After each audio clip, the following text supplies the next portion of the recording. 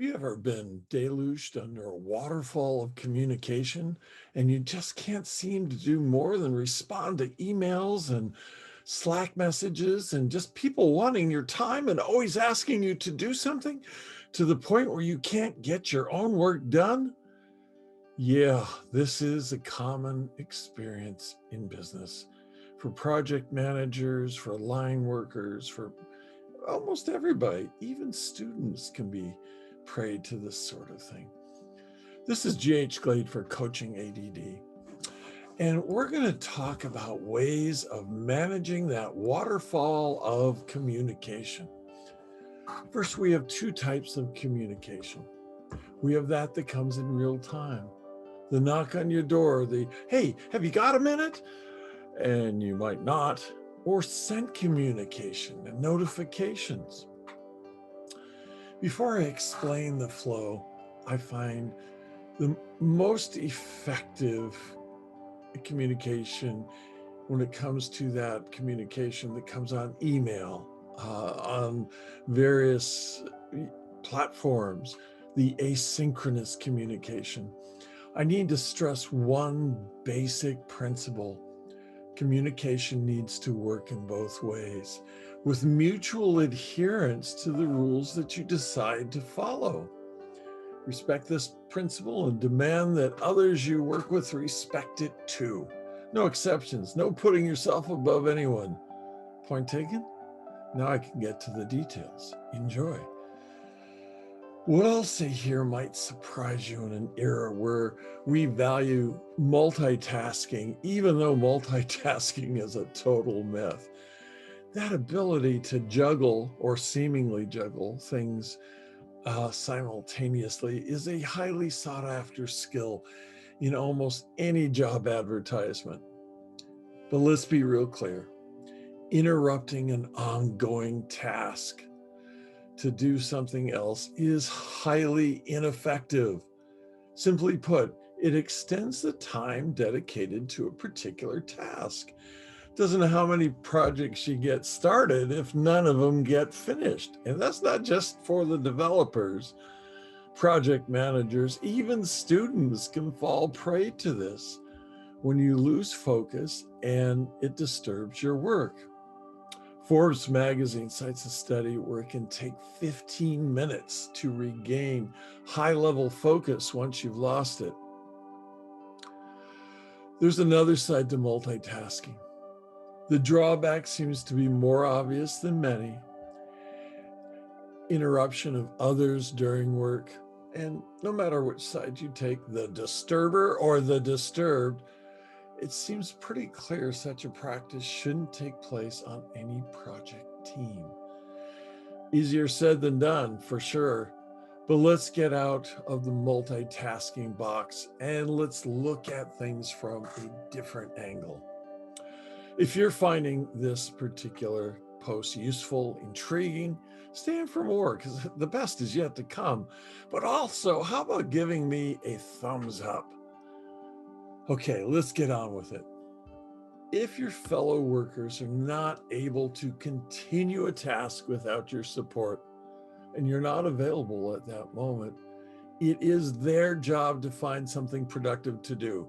Who wants to have other employees sort of sitting on their chair, playing video games or text messaging when they're there to work? Listen, we're all adults here, perfectly capable of organizing our work time and prioritizing responsibilities. Or maybe not perfectly, but we can strive toward it. Perhaps your team members should carry on with other tasks they can perform on their own. Once you're available to them, the person can ask you for that help and know exactly where they finished and what issues need your support. It's much more convenient for them to wait than for you to have to go back to your original task that you've been interrupted in basically what amounts to a random point. Notifications and those real-time communications. This point is tightly linked with the previous section. I want to draw your attention to special case meetings. If you interrupt a meeting with notifications, you lose focus. It is just as if you were switching to a different task. That is before you complete the one you've been working on. The difference is not only do you distract yourself, but all the participants in the meeting. This is going to be hard and probably will stress you out at the beginning, but I want to strongly encourage you to leave notifications off for the majority of the communication channels that you're tapped into for meetings. Leave it on for only the most important notifications, and only for these. People use multiple Slack channels, and there is one dedicated to client team communication. This is an essential channel. If you're having a storm in your project and everybody's on the line, you're excused, but be careful about what you call a storm. What's the solution to this? Something called iterations. Iterations are repetitions of a process. And believe it or not, we work with iterations on every project we do. So why not use a solution for your own time management? Check out these options and find the one that's most suitable for you. Now, if you're a project manager, plan your day in short segments and stick to time limits you established, except in urgent situations, of course. Here's an example: 20 minutes for real-time communication on Slack and in person. Take 40 minutes for a weekly summary preparation. Other responsibilities on your to-do list are divided in daily steps. Most of all, I like the basic rule: if you're doing multiple projects, an hour of uninterrupted time on every project. Don't extend that time frame unless it's really necessary, and don't make it shorter. Spend 60 minutes on real-time communication, planning, and digging into the writing and answering emails, anything related to the project. And now we come to the most important part of those iterations. Close your computer, go home, leave your work at the office. You know, there is a fallacy about work-life balance. They're never balanced. They're never balanced. But what you can do is be fully present no matter where you are, be it at work or at home. So leave your work at the office. Don't take it home with you. It doesn't belong there. The other thing that I like people to do when it comes back to projects: switch projects. It's as simple as that. If you have an ADD brain, you're going to get kind of bored working on one thing indefinitely. While working on each project, check whether everyone involved is on the same page as you and that there's nothing urgent to do that day.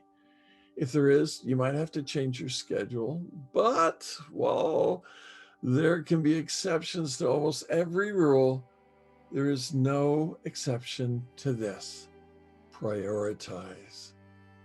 Again, no matter what sort of iteration you prefer, and even if you decide to turn the company chat off for more serious tasks, remember, communication with other project members is important.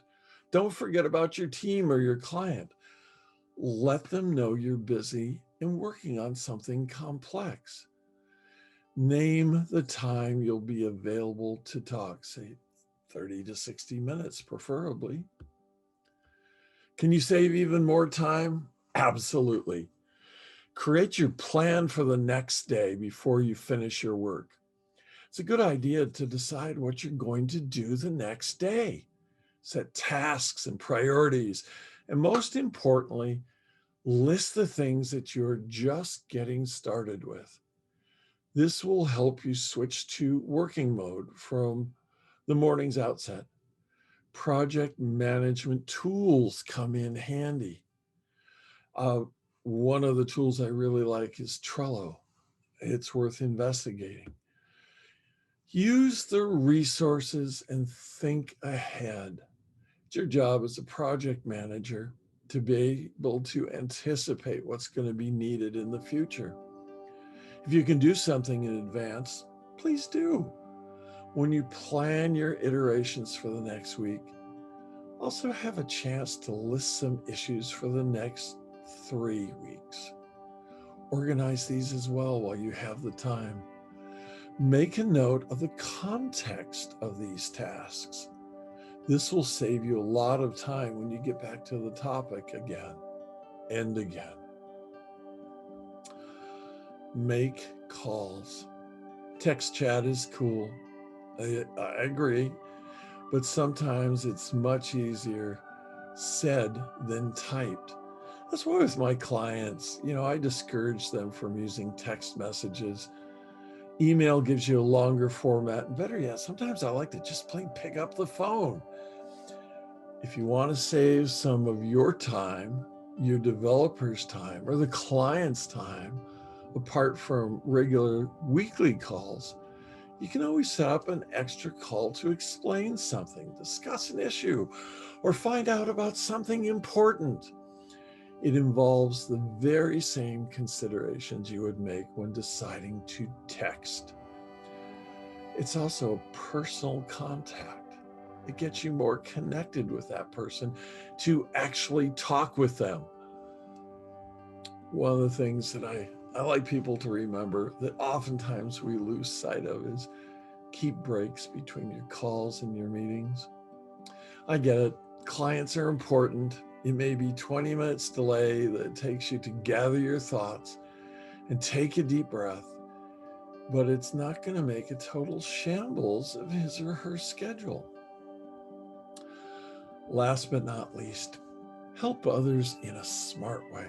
Helping is cool, but it's a skill that's acquired like many others. You may want to give a fish to the hungry, but wouldn't a fishing rod be more effective?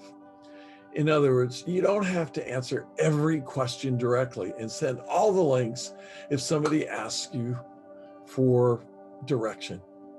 Encourage your coworkers to look for their answers. Provide them with useful resources, yes, and show them the right path to follow.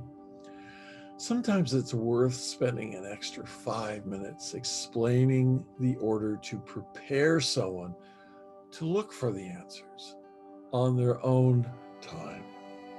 That's how we do time management effectively. Now, if this has been a useful piece of information for you, for sure, give me a thumbs up. I'm working hard to get this platform established. Coming to that, getting this platform established, share it with other people. Other people could use this information too. And until next time, this is G.H. Glade for Coaching ADD. I'll see you next Monday. Have a great day. Take care.